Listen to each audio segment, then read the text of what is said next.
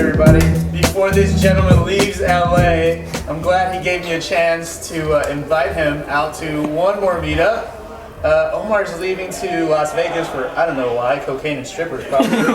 But when we get that bull run, baby, what are we gonna do with the earnings? Not pay taxes. My favorite YouTuber, I'm so happy to have my favorite YouTuber. Everybody give it up for Omar Bham AKA Crypt0.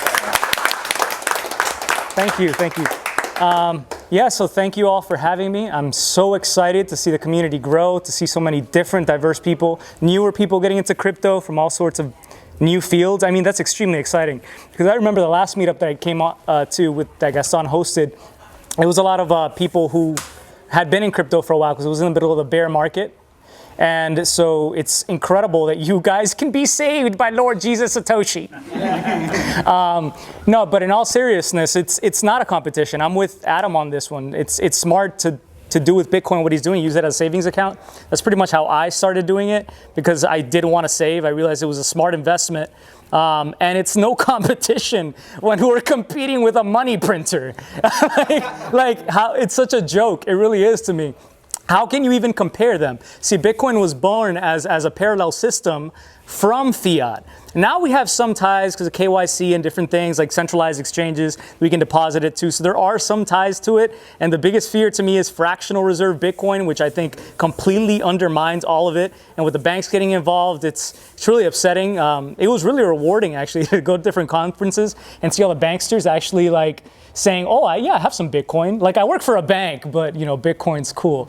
And that's actually the story you're gonna hear with the bankers. They realize that we're all feeding the system that's completely corrupted, that doesn't work, and money is broken. That's why Bitcoin was born. But it's interesting to think because I started investing in Ethereum because I don't think that Bitcoin lives in a bubble anymore. It did create an entire economy on the side of crypto, which has different cryptocurrencies in it. And so I would say, yeah, I also agree with the tribalism. I think tribalism is so bad because it's just like stifling your mindset, basically. At the end of the day, you're going to accept someone's word that this coin is the only true coin and you're going to stop learning. So I would advise people definitely keep doing that, and that's one of the best ways to avoid scams. And especially when you're new, you're going to want to get into scams. Like, for example, I had a comment today, right before I came here, that an individual asked me, hey, have you heard of from CCG mining? Yeah. And I was like, Payouts for 3 months. Yeah. Oh, I have no idea what it was. That's what the comment was. He's like, I haven't got paid out for 3 months. Oh yeah, he hasn't gotten paid out for 3 months. Yeah, exactly. Thank you for letting me know. So it's a cloud mining service. Basically, you send them some money and they mine on their devices. Except, you know, I was like, what is this company? Let me look them up. Let me look up the CEO so I can give a good response to this person. And I went to the website and the CEO put the name of a famous filmmaker from the 1950s as his name. And that's usually a red flag because it means, I mean, you got to look for these red flags. That means that they don't want to be found in Google search. And then if you look up at their FAQ, what might seem reasonable, it'll say that they have mining, their mining devices they can't disclose a location. They're somewhere in Europe in the middle of, oh shit, again! That's the second time I dropped a beer. Yeah, my bad. The show must go on. Yeah, anyway. Oh, thanks. Chain reaction. We're running out of time! What am I doing? Anyway, yeah, so they have to say that their mining devices are undisclosed because of security concerns. They don't want people breaking into it, which might seem reasonable, but at least a lot of people getting into these kind of scams for a quick buck. And you're going to see a lot of that. People are going to be trying to shill you different things. And so I have to agree with Adam. You know, Bitcoin's a really safe place to be. That's what I recommend to people. And I think that's the best way to put it. If you can't send Bitcoin, I'm going to keep that forever. Like, if you can't send Bitcoin, if you've never moved it off of the exchange, what are you doing? And then you'll be so surprised, actually, if you try to withdraw, for example, IOTA, which I'm not going to get into, which I did. That's a cryptocurrency that is quite unique. It's actually not a blockchain. It uses a different kind of system, let's say that, called the Tangle. But and I'm not going to speak on the negativity and what happened recently because it was an entire hack and why it was so centralized that they could shut down the whole network and it still shut down. But anyway, the point was that for me, even somebody who had been using Bitcoin and Ethereum forever, I was so confused when I tried to get the wallet moving and to figure it out. So every project is different. A lot of them will have different wallets. So don't be greedy, really understand the base, and Bitcoin is the base. There are other coins that came afterwards, like Litecoin came afterwards. It's pretty close to Bitcoin. It's a fork of Bitcoin. Then there's things like Dash, which are more privacy-centric. Then, Ethereum, which was the big one why I started my channel, which is its own thing. I mean, it's huge. Wrapped Bitcoin, for example, which is a version of Bitcoin that you can wrap and lock up and generate by locking up Ether or Bitcoin, basically turning it into Bitcoin on the Ethereum blockchain. That actually there's more wrapped Bitcoin in the Ethereum blockchain than there are Bitcoin in the Lightning Network. So that was a trending tweet recently. It's really exciting to me to see DeFi grow, but there are huge risks. As Adam said, it's not decentralized yet. We're using a lot of portals to access these things, meaning you go to a website to go use that product. You're not opening up an application on your computer to open up the blockchain and run the node and run the code there from your computer and application. You're actually going to a centralized portal and a domain. So if you're using something like Steemit, which is a decentralized social media, which a lot of people post on, that is a great option because that one is a pretty decentralized blockchain. Well, they're moving to Tron now. Anyway, it was a good. I'm kidding. It's a good decentralized option in the sense that they have an application you can run. They have a blockchain. You can push transactions through the blockchain. But there are options that live only on a website. And they like to say, we're a cryptocurrency. But it's like, no, y'all made a token in a website. That's not the same thing as running a complete, blockchain itself or something that is built over Ethereum. So be very, very careful with web portals. I would say, see if there's a way to access that without just going through the web portal. And that's how you run into these scams, like the cloud mining scam. That's not on the blockchain. That's just somebody you're giving money to and hoping that you get your money from this contract after 3 months. Be like me. I've seen it as a negative, where I'm a negative person sometimes. And I know, it's like, for example, I said I was going to be late to this event, and I texted Gaston. I'm like, I'm going to be late to this event, and I'm going to be there in 15 minutes at the parking lot. And then Gaston writes, okay. He just writes, okay, no period, no exclamation. And I'm someone who's very sensitive, and I'm just like in my head getting there, I'm like, damn, he's pissed, fuck. But that, I'm like, no, I read it a little bit later on again while I'm driving down the highway almost here, and I'm like, I'm being totally negative about this. He's probably just like, okay. And it seems logical, but it's just where I approach everything, which is assume the worst in everything, which is terrible, but that's how I've always operated. I only held Bitcoin for years. I did the same thing. Right here. Yeah, that works in crypto. It does work in crypto. I always assume the worst. I assume, I don't even say it out loud, but I just kind of assume that everything's a scam versus it's not. Really prove yourself. And very few things will prove itself fully that I want to hold that I want to interact with that I feel comfortable, using it. And so I would advise you to definitely carry that skepticism. I wish I was more optimistic about everything, but as both an impulsive person, I don't know how I've avoided this tragedy. I guess it's because I'm so pessimistic too. But yeah, just be extremely cautious in anything you do. I want to advise that. Remember, we're fighting the Fed. We're winning. We're winning. They're freaking printing money every single day. They have to come up with brand new tools to print money. Fed repo operations. We're gonna have negative interest rates. If it's the first time you've heard it, that's gonna be insane. And keep in mind that there are algorithmic trading that's going on. There's a lot of high frequency bots that are completely programmed. I was listening to an audiobook on the way here, which is great. Life After Google. Totally check it out. It's so awesome. Exactly. And he's talking about how high-frequency traders have taken advantage of these markets. They're not investing on solid fundamentals anymore. They're just trading everything up, basically. They're investing based on news articles. They're investing based on what's being said on Bloomberg and CNBC and what the price has done yesterday to today. They're not actually investing based on solid fundamentals because they make money either way. So that's already entering crypto. I think it's a positive when we're in a bull market because these bots are going to take us to the moon, probably. I mean, I assume that they will. They're already, I think, turning on bull mode. They're buying them dips. That's just where we're at. The halving is coming up. It's happened before. Historically, they're looking at all the articles. They're looking at the $1 million title YouTube videos. They're looking at all these things. So, the price is going to go up. That's the way I see it. It's going to go back down. I don't think the paradigm's ready to change just yet, that we're going to move to Bitcoin. It's going to be difficult to time the top, but trying to time the market, again, is just the worst thing you can do. But I think increasingly we're moving to this cloud, and you need to be aware of your security. Be aware that anybody you give your phone number to, as I talked about in my video today, anytime you give your phone number to anybody in crypto, like even here at this meetup, if you know somebody, don't ever give them your real phone number, because you never know where somebody's going to be in 5 years if they held onto their Bitcoin. And that's the easiest way to get SIM swapped and lose all of your money if, for example, you do stick to centralized exchanges. So never use your real phone number if possible. Get a Google free phone number or whatever it is. That's one piece of advice, and it's going to be something to really think about. Cybersecurity. Before you invest, be aware of security. You're going to lose your money real quick. You know, anybody who's been around pretty much knows. Put 2FA on your email. Put 2FA on your email, not your phone. Contact via Twitter too. Yeah. Wait, yeah. put two, what, say that again? Put two-factor authentication on your email account. Don't use SMS. Two-factor. Yeah. Don't. Exactly. But you need to lock down your cell phone number and your primary email account, like beyond all reasonable doubt. Yeah, and we're moving to the cloud. What's crazy is that I was listening to how Dell has transitioned. Does anyone know what Dell does these days?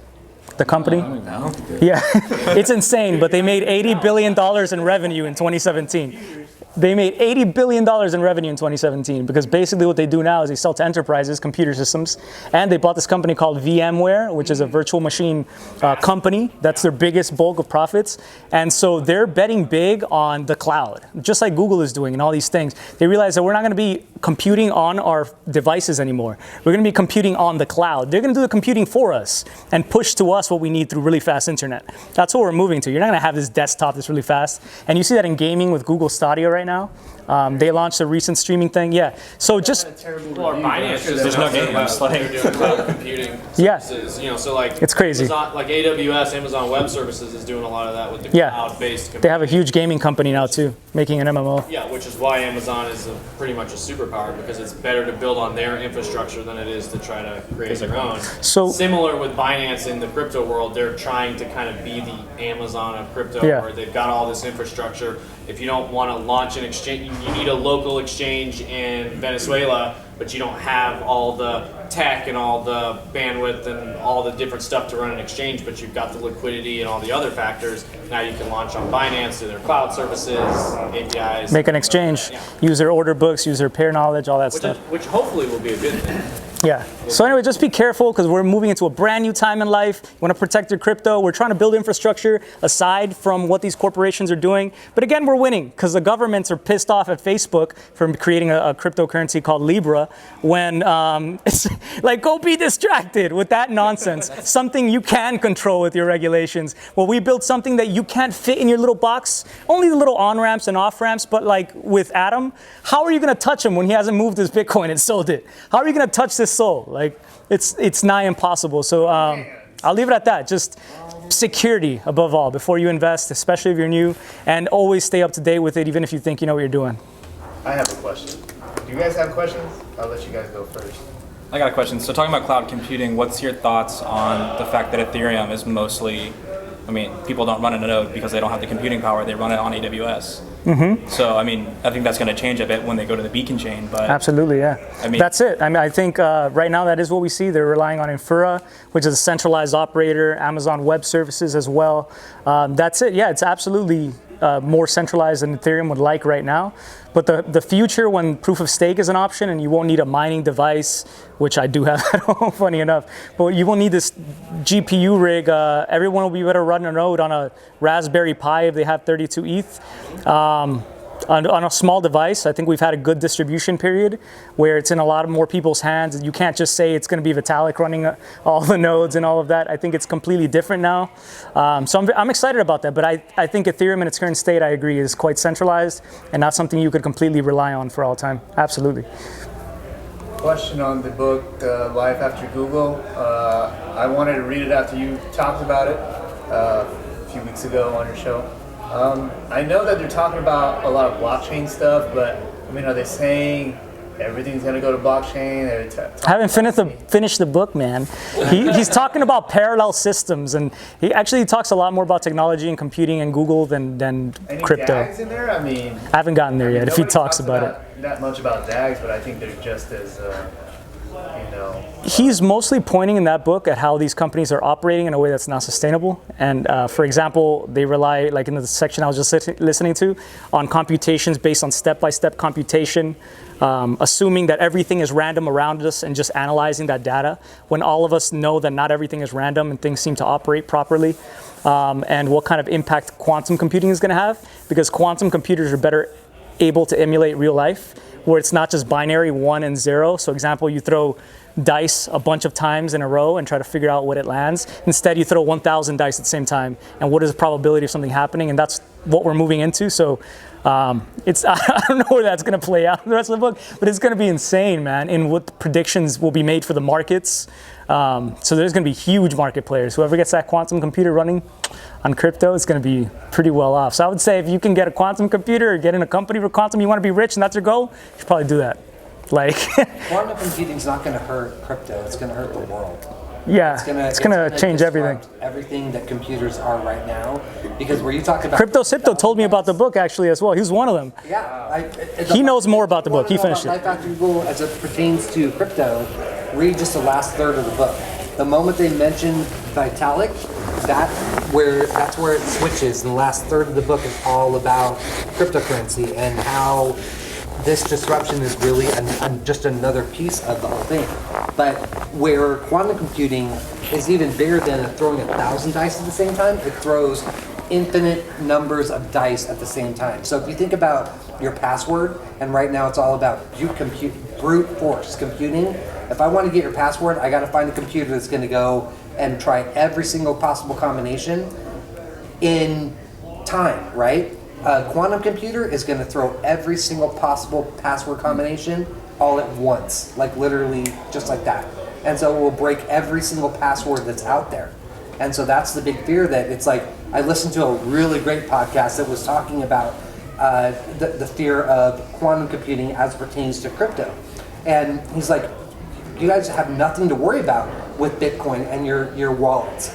The world will disrupt the moment that quantum computers can have access to all of our passwords. So all of our centralized Bitcoin hosted on BlockFi and all these things are going to be gone. It'll get into everything. But if you have your private key, you'll get first awareness probably before it, maybe. I don't think anyone here is pure crypto, pure like Bitcoin. Your bank accounts are all done the moment that it's quantum computing. And the first quantum computer that comes out, then it's all a matter of it just spreading. But here's the beauty of it. The powers that be are aware of that. And that's why if you heard that Google actually talked about, like, we're this close to quantum computing and they were playing with it, that all got shut down because they don't want quantum computing to come out until they have something to fight it.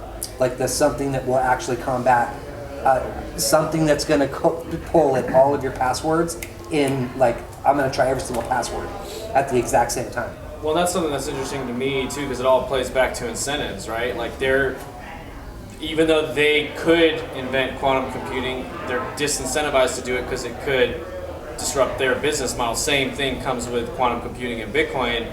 The people that are on that front edge, like they could use quantum computing to increase the hash power of Bitcoin, and then that becomes the one thing that isn't susceptible to being hacked by quantum computing, which, that's what's so interesting to me about this whole space is, and it echoes a lot of what both you guys were saying, is we're still, this is an experiment, this is a test. We're very, as far into this as we are, like from our perspective that it seems 10 years, like we're still right at the very beginning, and Bitcoin has kind of proven its different things, but Ethereum, like you said, they're testing DeFi. Like DeFi wasn't a thing a few years ago, and like the concept is to be as decentralized as possible, but it's going to start centralized and slowly become more decentralized, and all of these things are experiments, which is why, to what both of you are saying, don't get too locked into what you're hearing from any one source or any one person, because you have no idea what their incentive is, what their motivation is. Like, what the space was born out of thinking differently and thinking for yourself. And the second we stop thinking differently and thinking for ourselves is when we stop growing and changing and really kind of moving this thing forward. So to me,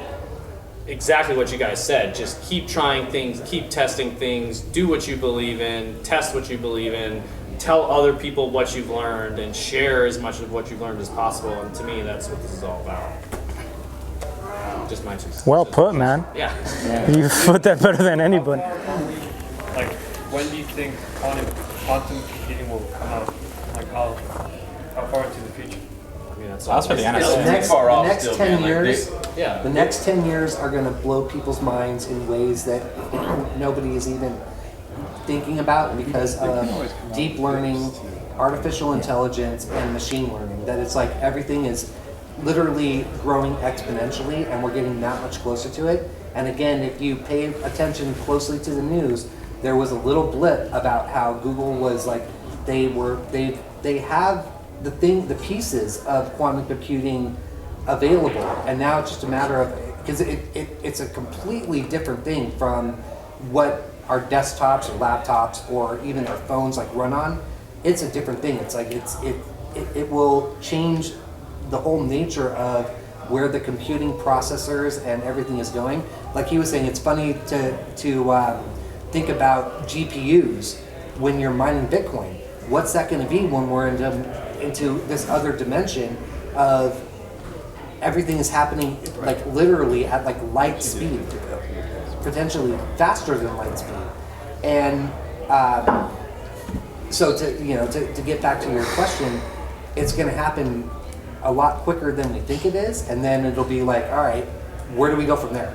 You know? What's next? Yeah, I think it comes back to that like Moore's law of that exponential return in the sense of like you were just saying, like the person who came up with GPU mining on Bitcoin, years ago, boom, like now you're mining way more Bitcoin than you ever thought possible, and this was mind blowing. You're using GPUs instead of your basic CPU, and then ASICs are born, and then all these different things going towards quantum computing and all, like it's just, to me, blockchain is going to be a catalyst that, sends machine learning, AI, VR. It's going to be that central, place where it's a collective power instead of all coming from one source. That's going to put us on that curve that continues to take, machine learning, AI, VR, all these kind of technologies that were butting up against that glass ceiling of innovation, solar power. How do we share energy better? How do we have micro communities of, you're consuming all the solar here, but you're losing so much and transferring it all over. Like all of these things are different tests that we're going to be trying, because now there's new incentives being developed in these different industries based on what's possible. And okay, there's enough money here, there's enough, we're going to put research here, we're going to put venture capital here, it all comes back to incentives. And I think that's what's so beautiful about what Bitcoin is at its core, is somebody figured out a way to flatten that model of giving everybody equal incentive on what is really the energy of the world, or like what you put in, I mean, it's hard for me to put it into, like, to describe it, but that's how I feel about it. I don't know. You know what else can be crazy? Deep fakes. Deep fakes are going to be mind-blowing. That's already crazy right now. These meetup groups are going to be so important soon because they're figuring out how to make people look like digital versions of people look real. And that's insane when it comes to Facebook. The next Facebook scandal is going to be like they have to figure out how to figure out what's deep fake or not. All right. Said here. What was that? Oh, sorry. Our time has come. Yeah. We got to do the little raffle for $10 of Bitcoin, but give it up for Omar for coming out. Thanks, everybody.